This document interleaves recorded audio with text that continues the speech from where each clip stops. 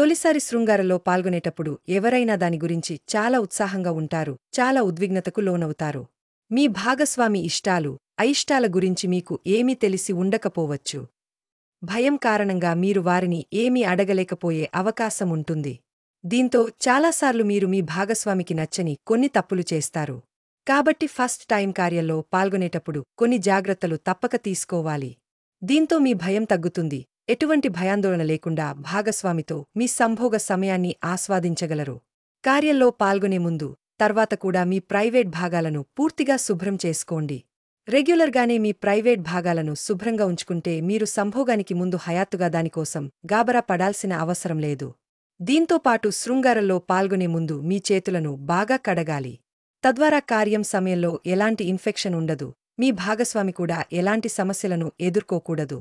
ఇద్దరూ సౌకర్యవంతంగా ఉన్నప్పుడు మాత్రమే కార్యంలో పాల్గొనాలని గుర్తుంచుకోండి. మిమ్మల్ని మీరు ఒకరిపై ఒకరు విధించుకోకండి, ఒకరినొకరు అర్థం చేసుకుని చేయాల్సి ఉంటుంది. తద్వారా మీరు, మీ భాగస్వామి ఇద్దరూ ఈ ప్రత్యేక క్షణాన్ని పూర్తిగా ఆస్వాదించగలరు. మొదటిసారిగా మీ భాగస్వామితో సన్నిహితంగా ఉండబోతున్నందున సురక్షితమైన కార్యం పట్ల శ్రద్ధ వహించండి. అవాంఛిత గర్భం, ఇన్ఫెక్షన్, ఏ రకమైన వ్యాధిని నివారించడానికి కండోమ్స్ దగ్గర ఉంచుకోండి. అదే సమయంలో మొదటిసారి కార్యం కారణంగా లూబ్రికేషన్ సమస్య ఉండవచ్చు.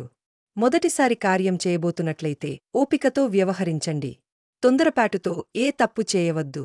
మీ భాగస్వామిని వెంటనే శృంగారం కోసం బలవంతం చేయకండి, ముందుగా ప్రేమగా మాట్లాడండి.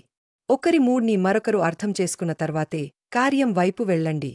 ఈ సమయంలో భాగస్వామి ఏదైనా చేయడానికి సిద్ధంగా లేకుంటే లేదా ఏదైనా చేయడానికి నిరాకరిస్తే బలవంతం చేయవద్దు. ఇది మీ భాగస్వామిపై ప్రతికూల ప్రభావాన్ని చూపుతుంది. కార్యం ఎంతసేపు చేయాలనే విషయంపై అవగాహన చాలా తక్కువ మందికే ఉంటుంది.